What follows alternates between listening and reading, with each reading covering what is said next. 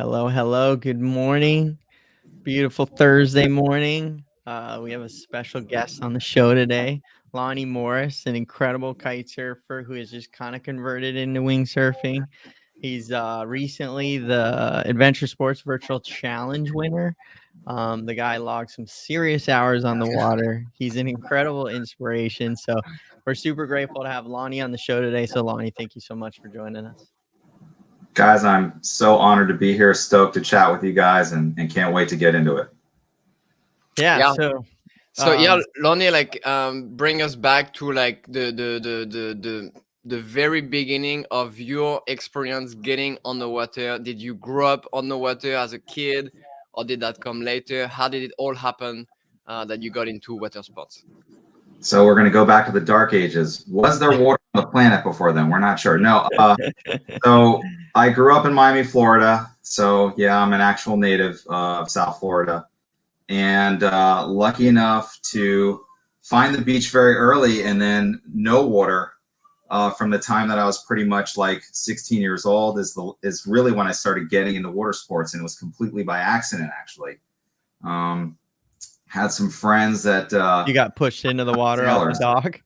yeah, pretty much, but I mean, it was completely an accident. I spent most of my time, running around outside, not doing a lot of actual activities at the beach. And then had some sailor buddies that were like, dude, you got to try this windsurfing sport. It's epic. And I'm like, I'd been sailing, and I used to crew on a J24, and so I started basically just was brought up, tried this thing called windsurfing, and immediately got pounded. Like, to learn how to windsurfing in the 80s, anyone who is old enough to remember, it wasn't easy. It was a lot of effort to get to the point where you actually have fun. And I was immediately from the first day bruised and battered, and then just like instantly hooked.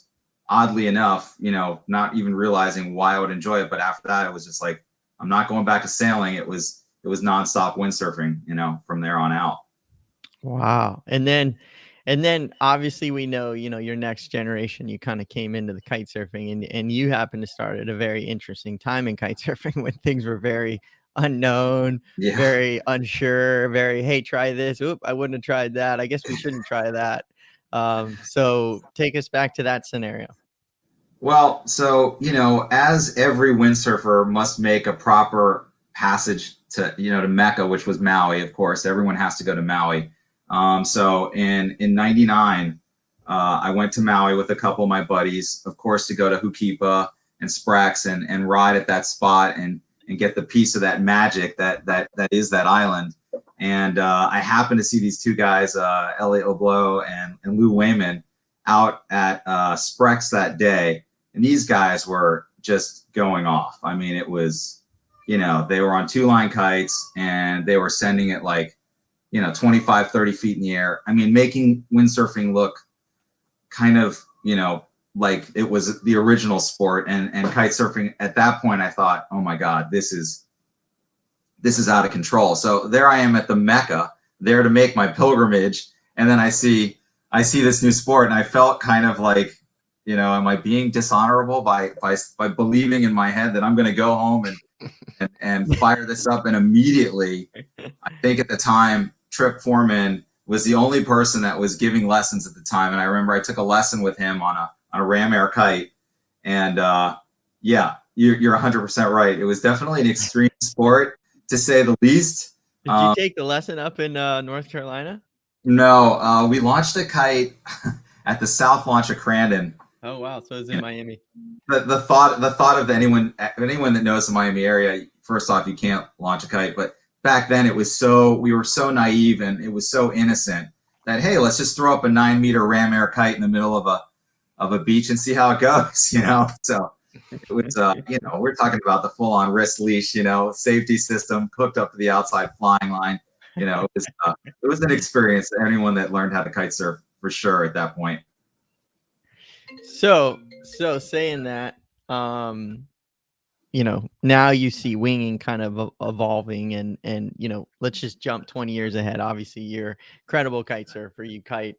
Congratulations, you just logged like, I don't know, 15 weeks of kiting in like 3 days It on was the only adventure 120 sport. hours, Damo. Only I mean, 120 hours. that's a long time. That's like what people do like in a year. Man, I could tell you the reasons for doing that if you want to know the reasons, but It's got to be health, mental health, feel good about yourself. What Well, else? let's explain first for people that are listening that don't know the adventure sport virtual challenge is in March. In the month of March, you try to log in as many miles as you can, and there is different categories. And Lonny, you were entered in they call it the trifecta, which is kiting, winging, and stand-up paddle. And basically, yeah, there is a minimum miles of every like sport, you know, to like qualify, and then you try to exactly. do as many miles as you can, and you log in just over almost 1,500 miles. Yeah, so last year I did the event and it was very competitive in the kite surfing area. It's an extremely demanding event for a number of reasons. One is that you're constantly feeling like if you're not at the beach, if you're trying to compete against, and reaching, competition is competition. So it's one of these things that demands like a lot of your day, because if you really want to compete and you want to do the best you can, which ultimately is what I always try to do. Yeah, it can be like, oh my God, is there wind down there? Is the other guy riding? I don't know. Maybe I should go. Maybe I shouldn't. It's like you're playing mind games. And Gwen, because you were in it, you won the trifecta last year. So well, yeah, there was no competition, but also like the thing about it is it's a virtual challenge, so it's everywhere Anybody in the can do world. it. Yeah. So now you are competing with maybe people that are living in places where there is way more wind. yeah, So that is also like part of the challenge. Is like you have to do what you can with the condition that you have. Yeah, the guy that won in wing this year lives in Maui, and I think he was doing like these epic downwinders, every day. I mean, kudos to him, because you can say, well, the guy that has the most time can win, or the girl that has the most time. But the reality is, it's just like you said, Damo. Mentally, kite surfing, 3, 4, 5 straight hours, and just going, I would go from, the south of Key Biscayne all the way up to South Beach and back, just back and forth. And it's challenging mentally, probably as much as it is physically challenging. And this year I decided I wasn't going to take any sessions off. So when there wasn't wind, I was paddling. So it was 31 days, 31 sessions, 1,506 miles total. And yeah, it was a workout. It was a workout, but I mean, like Gwen said, there wasn't a lot of competition. The competition, and I don't know if this was the same for you, Gwen, but the competition is in my head. And for me, I have to produce or do the best, or these things start talking like you're being lazy, you're not giving it your best, you're not trying hard enough type of feeling. So for me, it was just like, I've got it. Even some of the people at Adventure Sports were like, dude, you're ahead by like 500 miles. I think you can take a week off, and it's like, no, you don't understand. I set a goal for 1,500 miles. And the last 2 days, we didn't have wind until those last 2 days. I had to do 230 miles the last 2 days in those 2 days. And I was just like, it's getting done. It's just 7 hours one day and, 5 or 6 hours the next, just grinding it out, People don't know Lonny's training for a crossing from Florida to Cuba to the Bahamas and back. I think Gwen and I talked about it last weekend or the weekend. So you never know. You never know. I might be down for a team event like that. Heck yeah. I mean, we'll just send you and we'll just hang out on the boat. And we'll be No, like, yeah, no. we Now support you're Lonny. being modest. I remember the runs you did across the Bahamas yourself on kite. I remember. Yeah. Well, it's like you said, look, we have these calls with incredible people like you because, there's a lot of people out there that get stagnant and they get stuck in things and they don't want to kind of It just takes getting up, giving it a shot, or, challenging yourself. It doesn't have to be anything crazy. It can just be a morning walk, that can just start with the simplest thing, or a smoothie in the morning if you want to eat a little bit healthier, whatever, your kind of challenge you want to try to do. I mean, it's the simplest thing, and it just takes an effort, and then all of a sudden change starts to happen. And like Gwen always says, if you enjoy that little process, it's never the end result. The 1,500 miles is great, but what you really learned along the way was just a pretty fun adventure for 31 days. Yeah. I mean, no doubt. I mean, I'm not going to complain about getting up and feeling like I need to go paddling or kite surfing or winging, Yeah. every day to reach a goal in my mind. But the cool thing about foiling in general is it's so meditational. Especially in the 10 to 15 mile an hour range, where it's just like you're creeping up on all sorts of sea life, sometimes good, sometimes not. You're out there a lot of times when nobody else is out there, and so you're getting to experience nature in a way that a lot of people never do. For me, that's a lot of the magic. That's why I'm always trying to get people into kite foiling or winging. Any foiling in any application, and as far as I'm concerned, it's an amazing aspect of the sport, because you're getting out, you double your days, literally. You double your days on the water easily. You develop skills in kite surfing that you would never get, learning how to fly kites in light wind, and relaunching on days where you shouldn't even be out there, swimming in. It's all good. So you kind of drove right into something here real quick, and I'll let Gwen ask. But, when you first saw foiling, just your first experience of seeing it, like obviously foiling's been around forever. So maybe you saw it back in the days 30 years ago. But I'm just saying, when you first kind of started see that generation in kiting, because it kind of, sort of started around in the kiting push, maybe a little bit of toe foiling. But were you like, nah? Or were you like, this could be interesting? Or did you just kind of wait until it started to get going? I was 100% all in on the second I saw it. And I took notice when you, Pat, Brian, you guys were all out there, pushing the envelope in racing. And I wasn't interested in racing, even though I did plenty of racing in windsurfing and kiting. That aspect of it didn't really kind of fit in the lane I like to be in, because for kite surfing, for me, it's always been about strapless riding. I love, like an event. All 1,500 miles, all strapless. I mean, and it's a lot easier to push when you're in straps from a speed perspective, and being, more the feel of being unhooked on the board to a certain extent. The second foiling sort of evolved when surf foil started to elevate, and I'm like, oh, now wait, this is something that, I can really latch onto, because lighter wind conditions, that's what we get in South Florida. So if you're not riding in the 10 to 15 mile an hour days, you're not riding a lot of it. So if it came to whatever I could do to get on the water sooner, I was into it. And then, hey, foiling is just it's like strawberry, vanilla, and chocolate. They're all wonderful. Which flavor do you have today? And I'm into all the flavors. I love it. So when did you start winging? The second we could pretty much get gear, because we had the development of winging, and then we had the development of COVID, right? So it made it tough to get your hands on gear, and of course it was new. So everybody that was in the sport that had an inkling that this was going to be cool wanted to get in on the leading edge of getting a taste of it. So I started winging. I think my buddy bought a setup. He bought a gigantic sup. So we were on like a 7-foot board, a 4-meter wing. I was going to say a 4-meter, the only size made. 4-meter wing, and I think it was like a 2200, front foil.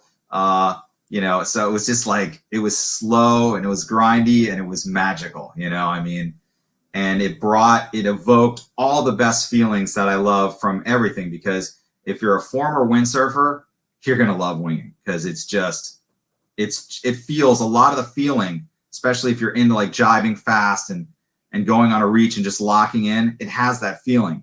And then, from a kiting perspective, why not? You know, I mean, if you're a kiter and you're winging, it's a lot of the same applications as far as if you're foiling, especially.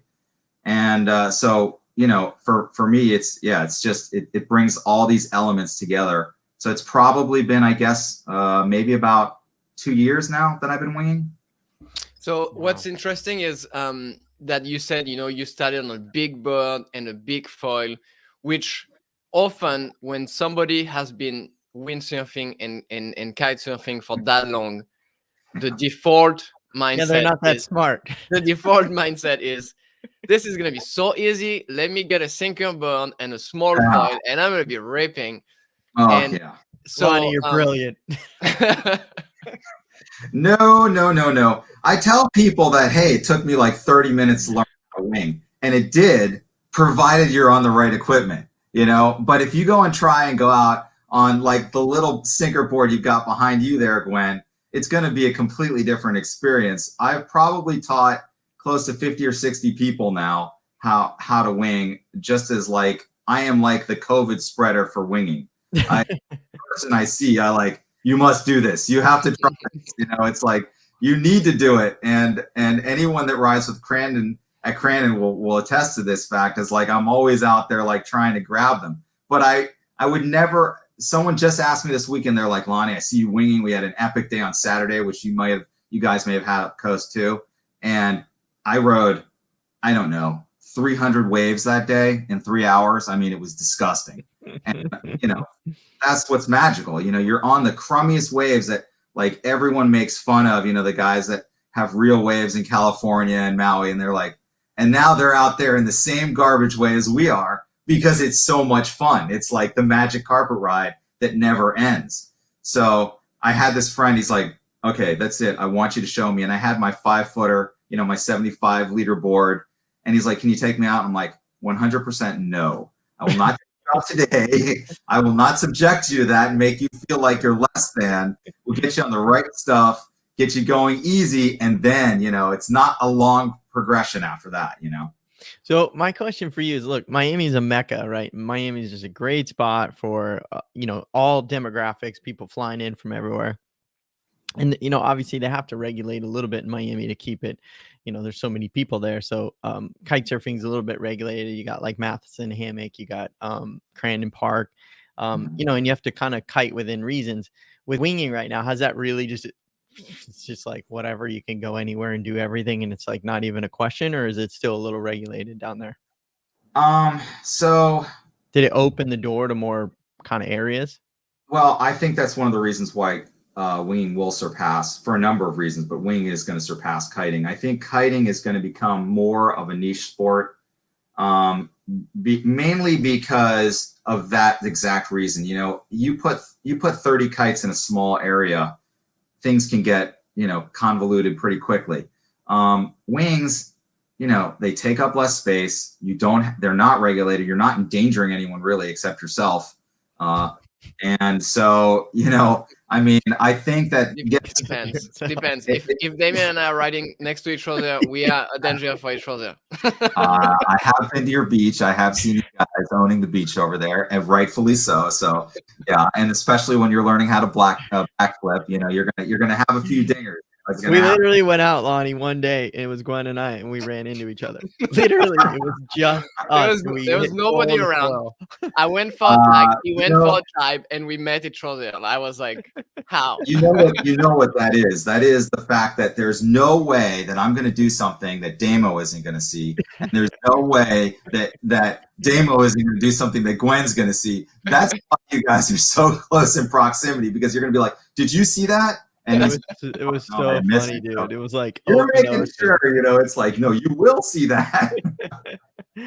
So just the accessibility, and then the fact it takes up less space, and so you think that's really I mean, is it growing significantly down south there?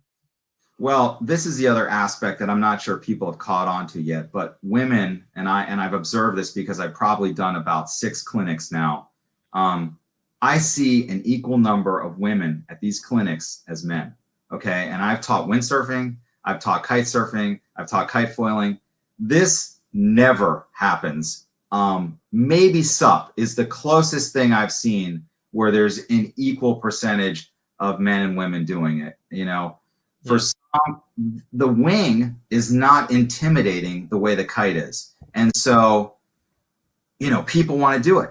And it's not that there isn't danger there is, but for some reason it doesn't check the same box like kiting does. Kiting is scary because you've got the lines and I have to set it up and I got to launch it, and then maybe I'm going to fly into a building. You know, I mean, there's like all of these things that, you know, weather can be unpredictable, and I've got a kite in the air and it becomes too windy. Is my safety system going to work? You know, with wing, you can literally go out, have the most epic time, and then sit in the water there like a surfer with your buddies for 15 minutes and talk about the session, and then go back out in the lineup there and be right back into it.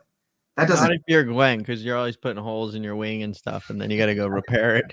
Yeah, but Gwen's so efficient at riding. This guy rides like a mosquito. He can go out probably with a half-torn wing and still get on foil. It's true. He rode one full session when we were doing backflips, and he ripped it like 5 times during the session. He just kept riding because he was like, well, I'm going to keep trying. A 5 meter became a 2.5 meter, and he's still ripping. And that's part of the cool thing about foiling too. I mean, if you can get on foil, that's it. You don't need to worry about anything else if you can stay on foil. You know, me, I'm at the starting line trying to start. Gwen is already like on full plane, like tacking, like, and I'm like, I can't even get going, you know? So, I mean, there's definitely some efficiency and a lot of skill to develop to get to that higher level. And so the ceiling on winging now is, you know, there's so much there's so many different ways you can go with it. You know, it's really cool. So what happened pretty often, and we've seen it with Harry. So people, you know, love Harry. He's quite a bit on our YouTube channel. Yeah. And for him, it was kind of like a different story than your story, in a way that, like, you know, yes, he came from kiting, he saw winging, and he was not very interested. He was thinking it was not, you know, it didn't look really fun.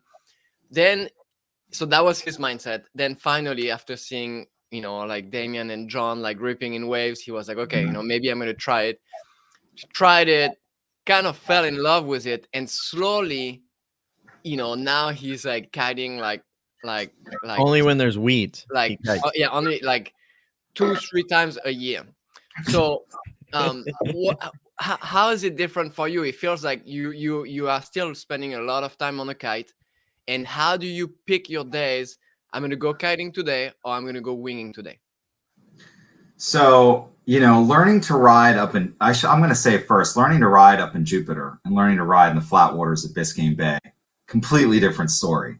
And, you know, that's the hardest part, that evolution of learning, of just being able to stand up. And when you've got like swell coming in and beach break, it makes things more difficult. So I'm going to give him full credit for charging like he did.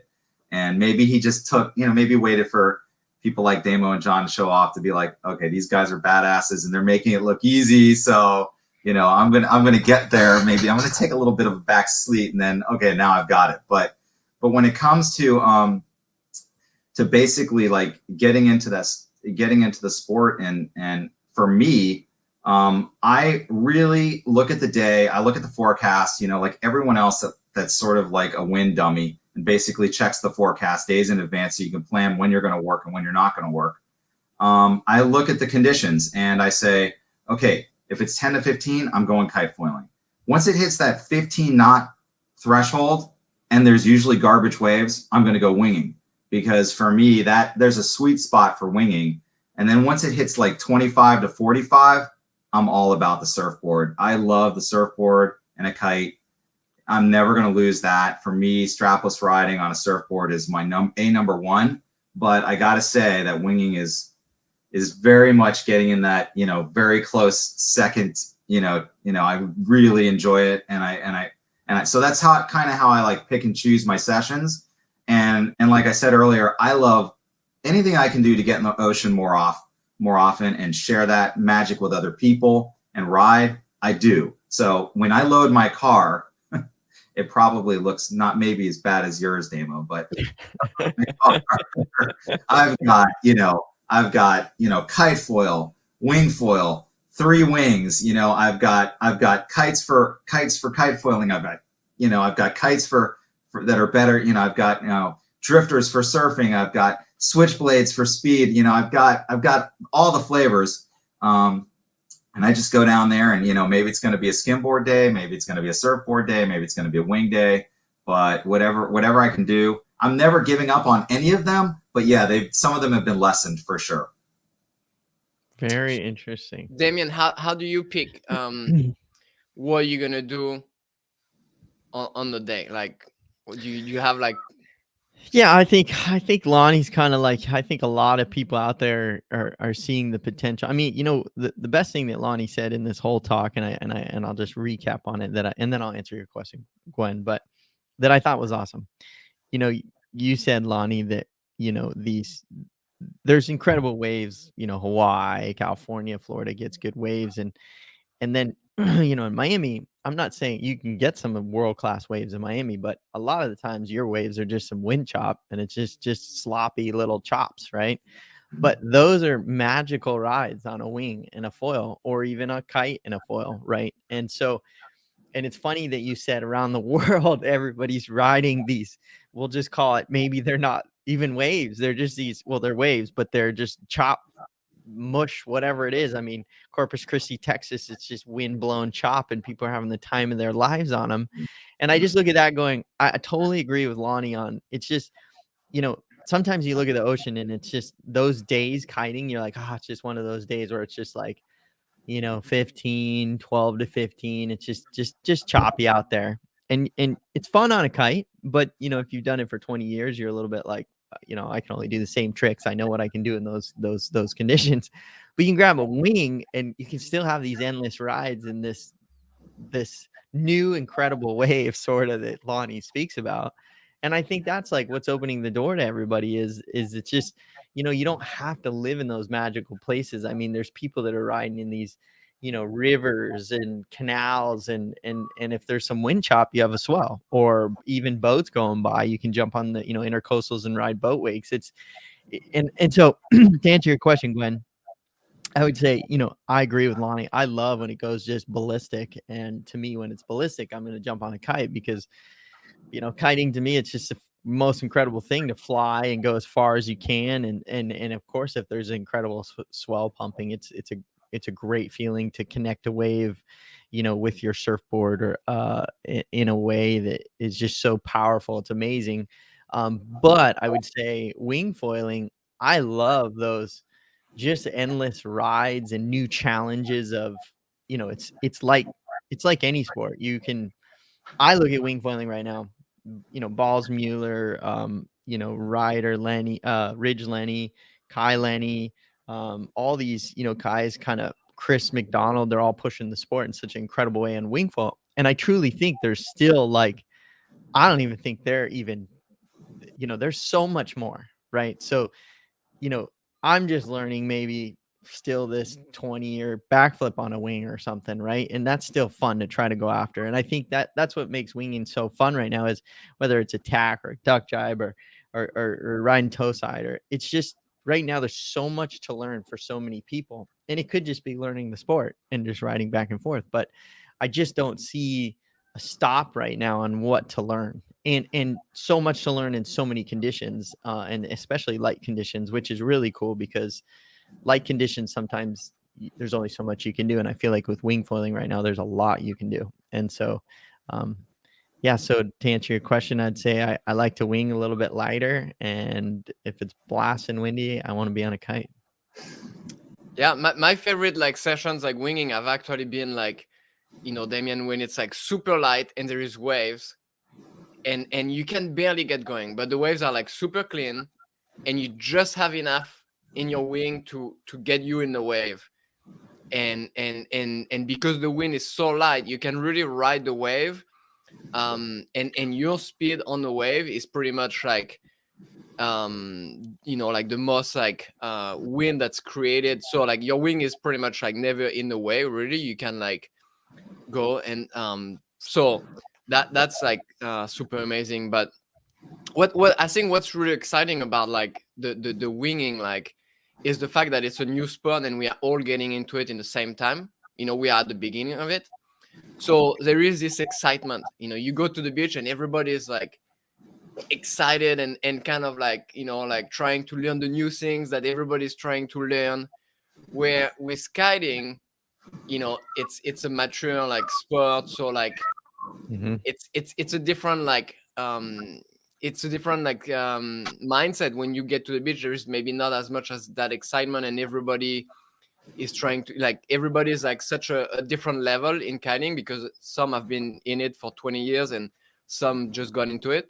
But with winging, everybody just got into it. So Yeah. I think, Well to me, said. that's very exciting, and that's why for sure like I spend a lot more time winging now, because I feel like, you know, I want to stay in that train of like, you know, like learning what's the current thing, you know. You even own kite gear, Gwen? Because I've never seen you on a kite in a long time.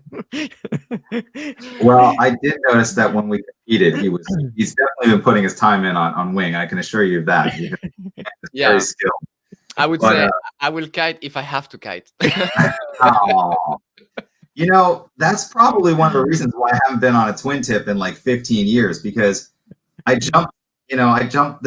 For me, there was only so many times I could jump 40 feet and without potentially hurting myself, because I'm not nearly as good as you were, Damo.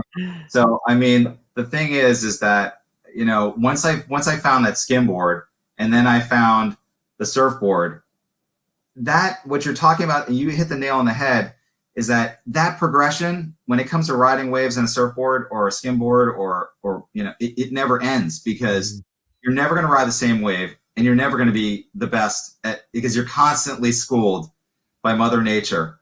And I've never lost that magic when it comes to kiting and a surfboard. To me, it just doesn't go away. But there is something special about being at the beginning of something where you're at right now, because when you start getting to a good enough point where you guys are at right now, you guys are going to develop something like, that hasn't been done before. You've got something going in your head that you haven't seen before. Foldable wing. Yeah. It's so cool. That's that. And you talked about the light aspect of winging. I think that's what I see a lot. A lot of people are cross chaining with the prone, because if you can get good on prone, then any wind you get basically with a wing, you're out there. It makes it like, I watch Brendan Healy, and dude, that guy in light wind, he brings it. I mean, it's amazing what he does. You and him. I've seen you guys in light wind. I think you guys aren't eating anything on a regular basis, but I know you only eat vegetables. But but besides that fact, I mean, it's impressive. That's really, learning how to do that, like you said. And when the waves are, because it's 10 to 15, it's the same thing I've observed with kite foiling. The waves are so smooth. The faces are smooth. Even if they're small, you can really bury the rail, like bury the wing, bring the wingtip out, and get more aggressive and not feel like you're going to, get totally crushed. So I totally get what you're saying. And that's very cool. Go ahead, Gwen. So something interesting about Lonny is that, I've seen like you don't ride the latest gear, which is interesting because in our sport, in foiling, it's so new. Everybody's so excited. Everybody's always in search for the newest thing, and always thinking that if I get the newest gear, I'm gonna be so much better. But I think you have a different mindset. So can you tell us like what's your mindset on gear for kite foiling and also for winging? Are you like, tell us. Well, I'm not going to try and bury myself with my sponsors here, but yeah, I do tend to, if I find something that's good that works. First off, I'm very specific with my gear, and I spend a lot of time thinking about it. And I don't let someone else tell me, like, for instance, I'll be given a prototype, something, they'll say, okay, this is what the guy that's tested it before, and I'll stop them right there. I'll be like, don't tell me anything, because I want to give you an unvarnished, unbiased review of what I think, because that's really what's important, right? Yeah. If we're trying to develop a product, you don't want to hear me regurgitate the information that the pro rider that you just spoke to, that you gave it to in Maui for 3 weeks, said about it. I want to give you my version of it, where I'm at with it and what my experience has been with it. And let's face it, you're going to get a different experience from a guy that's 25 versus the guy that's 50. And so, you know, I think it's cool. But yes, if I find something, like I get abused because I love this one particular foil and I ride it and I like it, and you know, and it's not the latest generation of foil. But then again, on my wing foil, I'm crazy about the H800 from Cabrina. I'm like, this is the magic foil. Foil does everything perfectly. Don't change it. You know, it's like, leave it alone. But yeah, sometimes I, you know, if there's a surfboard that I know that works and the design is good and the fins work, I'm absolutely stoked to try John's latest and greatest generation of board, and those are awesome too. But you know, there are some times where new isn't always better. But when it comes to most technology, yes, I'm on current stuff, but sometimes I don't let the age of the gear or being cool because I'm riding the latest thing. That's not critical to me. What's critical to me is that I'm having the most fun on something that I'm really dialed in on. And if I can go out and do what I want to do on it and progress, because I'm always trying to progress, that for me is like magic. So, so as we always, well, first off, Lonny, your message is spectacular. I love it. You know, I'm just sharing the same level of stoke that you guys bring on a daily basis. So anytime you want to do this, I love talking about this sport and sharing the message, because if one person comes out there and watches this today and they're like, holy heck, I'm sitting on my couch. Yeah. I don't do anything in the ocean, but these guys say I can go and do it in a lake. Yeah. I have little waves in my lake. You know, why not? I'm going to try it. If one person does that, then all the time we spend and the energy and the effort we're sharing to do it, that absolutely makes my day, and I know it makes yours too. So we're right along the same level and mantra. Well said. And I would say, you know, the people that are listening in and friends maybe that just happen to, like, you know, catch a glimpse of this, you know, what if you could break down like just the feeling, the emotion, and mentally what it is for you, whether it's kite surfing, whether it's wing foiling, whether it's just getting out, what does that do for your health and mind in your life? Because, you know, I'm guessing you're around 50 years old, and you don't look it by all means, but I'm just saying, you know, 50 years, you've learned a lot, right? So, you know, is this a great thing for people to be able to let loose, take a breather, and really enjoy life? Does it take all these stresses off work? Like, what is that feeling that happens? And for a lot of those people listening, maybe this could just be that little click that they're looking for to help better their life. Well, first off, thank you for being kind to me. But what I would say is that from my perspective, any time that I can spend time in the ocean is time well spent. Yeah, I'm 53. A lot of guys at 50, I look around in the room, so to speak, and I see a lot of other guys my age, and they're already on 18 different medications. And, you know, it's just, I think you have to find time for whatever the magic is in your life. Ideally for me, I would tell you go spend in the ocean, but that magic may be playing music or, you know, playing tennis, whatever it may be, you know, it really doesn't matter. But for me, getting in the ocean is where that magic is. And so what I would say is, you know, one, start yoga early, you know, don't stop, because that for me has been huge. It's like I started yoga when I was 30, have never stopped since, do it religiously. And, you know, I can kite with 25-year-olds. I can try tricks with 25-year-olds. I don't feel old at all, you know, and sometimes it gets me in trouble. But besides that fact, I think it's get in the ocean or get in there and do something that really kind of, even if you're not being like, you know, don't think like if you look at the 25-year-old guy next to you and he's doing double S bends with a handle pass, or he's, you know, that's not what it's about. What it's about is if you go out there and you mow the lawn for an hour and you're in touch with nature, you're outside, you're absorbing vitamin C, as I like to call it, and everyone else does, you know, you're out there and you're absorbing just energy, nature, being in the elements. It's magical, you know, it's our version of magic. And especially if you live in an area where you have an ocean and you're not taking advantage of it, man, you know, like in South Florida, I always tell people the ocean is our mountains. If you're not in it, you're missing out. And yeah, well said. You know, it's so good. It's so good. And so, yeah, I'll spend every minute out there. Unfortunately, they'll probably find me floating one day, That's probably not a bad way for me to end it. So but yeah, I think it makes a difference, and it makes a difference in how you approach life mentally. If you can take these moments for yourself, and that pretty much sets the day. So you look at your clock and you say, oh my God, there's wind. I got to get out in the morning, got to get a session, then I can go work. And that's one of the reasons why I run a web company, so that I can kite all day and work all night if I had to. And during the event, I did. That's exactly what I did.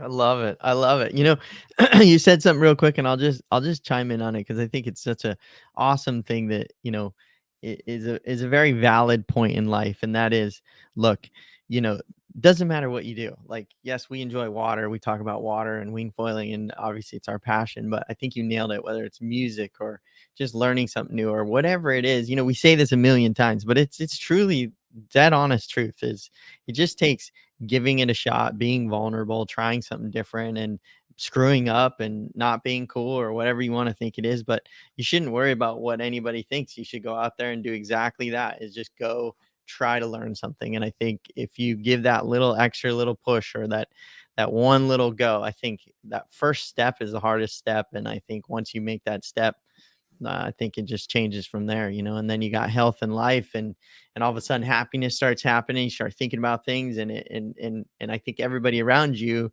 and your aura will just be, changing. And I think, in life, you want to be happy, and you'll attract happiness when you're happy. So anyhow, that's kind of my 2 cents there. Dude, that is exactly it in a nutshell. And let's face it, the clock is ticking, and know what tomorrow's going to bring. You've had some terrifying situations in your life. Yep. Had several near-death experiences myself.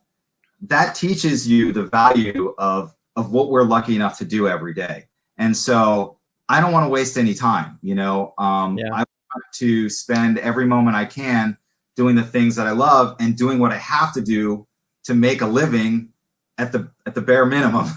I've traded money a lot of times for life, exactly for the reason you said, because I want to feel healthy, because I want to take some time for myself, because you can be a better person with the people you're around and the people you're inspiring if you're happy and you're healthy, and you start your day with a little bit of gratitude, and then you go and share that moment. So yeah, the clock is ticking, man, and don't be afraid. Like you said, don't be afraid people are afraid of being like new at something. Damo, you could have stayed in kiting and been a rock star for until you were gray and old and crusty. And I am gray and old, crusty. Yeah, right. And I could have stayed in windsurfing if I wanted to, and not gotten into winging and stayed in kiting. All things. Go out there, look like a kook, enjoy it. Yeah. The process is awesome. And the sooner you start, the less you're going to be at that level. Get to it, man. And if you see any one of us on the beach, we're all going to be like, you're going to grab you. I'm going to be like, hey, get over. There you go. Let's do this. Yeah. Yeah, I think in today's world, we have so many like distraction, and so sometimes we can say, like, I just don't have enough time to go get a session today. But make the time. If we reassess how we organize our day, and where we spend our time, I mean, there's so many, like, we tend to like seek instant gratification. You go on social media, you kind of like mindlessly do things during your day.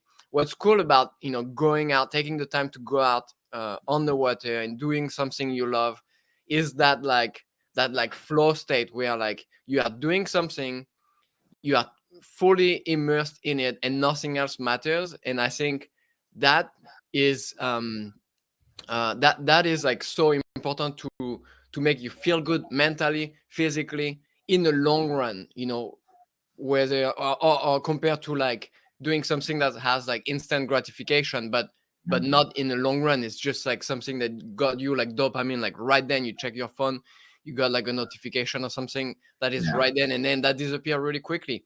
But a session, you get that instant gratification because you are riding whatever wave, feels so good, and that feeling stays with you for a while, and you will always remember that. How many session we went out, and we still have in mind that was a magical day. And we still, like, when we think about it, it's amazing. Who thinks about like that notification we got like 3 months ago, that, you know, it was a cool message, but we forgot about it. You know, in that moment it was nice, but now we forgot. So reassess your day. And if you think you don't have time to do this, to get a session, you know, to get into a new sport or whatever, just try to be like, yeah, like, you know, look at how you spend your time, and I'm sure you might be able to find a way to make it happen, like you do, Lonny, you know. Dude, awesome message. And you know, one of the things about Instagram that I think is tough for people is, let's face it, when people do Instagram stories and they're putting out posts and everything, this is the perfect scenario. You know what I mean? And so people sometimes look at this and they're like, man, you know, I'm not going to do this. You know, sometimes I think Instagram can work against inspiring people to do something. Yeah. But you know, I'm telling you right now that you know, I'm a 50-year-old guy. I learned how to wing the same time you guys did, and I'm having just as much fun. I may not be as good, but you know what? I'm having just as much fun, and we're all out there together sharing that stoke, the energy. That's what you're looking for. Getting on that like magic carpet ride, and anyone can have that moment and do it. And you know, they should for the many reasons we've talked about already, you know, right now. So yeah, I'm down. I'm into it. I think we can. So as we've already passed our time like normal, we're going to shoot into the Patreon. It's just $5 a month. Join us for coffee, and we go to a private chat, and we're going to click over to that link here in a second. But before that, I just want to tap on this one last thing that Gwen and Lonny nailed, and it's just a good way to look at things in life. And I've always said this, and I think it's just something that it's that little click that makes wind sports or something so special and so different. Is I can go to the gym today and I can do a personal max or whatever, and I can remember like, that was awesome, I killed it, whatever, and it was awesome. But I can go to the gym tomorrow and I can do the same thing, and I can work on it. I can always go to the same place, always lift the same weight. It's always the same thing, but I can do that. But it's not necessarily different unless if I like maybe put on some weights that had water in them or something, and now it's totally different. Versus these wind sports, you don't get the same day. You never get the same day. It's never the same conditions. It's never, ever the same. So when Gwen and Lonny talk about these memories that last, it's because those memories, you can't just put all that together, that perfect package of wind and swell and direction and the sun and the whatever it was. It's really hard to put that all together. And I think that's what makes sometimes these a little more, we'll call it extreme sports or whatever you want to call them, so unique. Is you can't package it and have it tomorrow at 2 o'clock versus some sports, basketball, whatever. I'm just kind of throwing some out there. It's you can have that same repetition, and it's not the same emotion when you put it all together. So hopefully that kind of made sense, but that's what kind of makes it so special. No, spot on. And then, you know, you got the other aspect, which is, let's face it, the conditions don't always line up the way you want them to. Mm-hmm. Do line up. It is just like you said, that magic when you know, oh my God, the swell's right, the direction is right, and you the night before you're like, holy heck, this is going to happen. You know, you're already geared up. And yeah, those days I can still remember the first day I went out at Hukipa and I got crushed by it was like a double overhead day, small day for them, massive day for me. You know, you don't forget things like that, and that magic you carry with you forever. So. Yeah, you can play I've played enough tennis in my life to know I don't remember the time 20 years ago that I played that match where I hit that one point. You know, it just doesn't happen. It does happen though in any of the sports we're talking about on a regular basis, and they're indelible memories for sure. I laugh because it's like today we're so amped to go out and do backflips potentially as this front hits this afternoon. Front's been pushed back. No wind today. Well, but that's the cool thing is like it's like in life, you know, it's like it's not flat. You know, you have an excitement because you think it's gonna be good, and sometimes you have disappointment. It's actually not good. Yeah. Or you know, you see the forecast, it's starting to look really good, and then it ends up being amazing and best day ever. And then after that, you kind of have that like you feel depressed because now it's not windy and it was windy. You know, like, but you go through these stages exactly in life, and that to me, that's what makes this sport interesting. Is like it's never the same. And sometimes it's amazing, and sometimes it sucks, and sometimes you think it's gonna be amazing, and sometimes it sucks, or like, and then you have an amazing day, and then you are depressed after because you want more of it. But in the end, if like, all of that makes the high like so much more enjoyable when you have some lows to balance that. Well, let's not also forget that whoever you're in a relationship with, either they have to do the sport with you or they have to be extremely understanding. Because my wife, God bless her. I mean, I told her, I remember when we talked about getting married, I'm like, look, I'm going to need to put a 20-knot clause on our wedding day. Like, what? And she, God, man, she is wonderful, because there are many times where I can't set plans, like more than a week out, because I don't know what the forecast is going to be a week from now. So I gotta like regulate this. And God bless her, man. She's put up with me all these years. But there are a lot of times where I've had to back off. I'm somewhat unapologetic about it, but I am a better person. And she's like, would you please just go kiting, because you're really annoying me. Oh, I absolutely love it. Look, Lonny, we're going to jump into the Patreon. We can't thank you more for the message. Everybody out there, look, enjoy your Thursday. Hopefully this sparks a little positivity in your day. We love you. We appreciate you. These guys. Please support these guys, because they are spreading a great message. So guys, if you're out there, please help these guys out. These guys are awesome at what they do, and it's a lot of work. So you guys. But if you are watching, don't watch our videos forever. Get out there and go enjoy real life on the water. And if you see us on the beach, grab us. Yeah, and make sure if you're in South Florida, look up Lonny down there. He's always taking somebody out. His car's loaded from 1920 kites in 2022. And it's all in there, man. It's all in there. So yeah, message me on Instagram, and you might be surprised the fact that I will be happy to get you hooked up. I love it. I love it. Lonny, thank you so much for your time. And of course, Gwen, we're going to jump into the Patreon. So everybody out there, have a wonderful Thursday. And thank you again, Lonny. Thank you. Peace.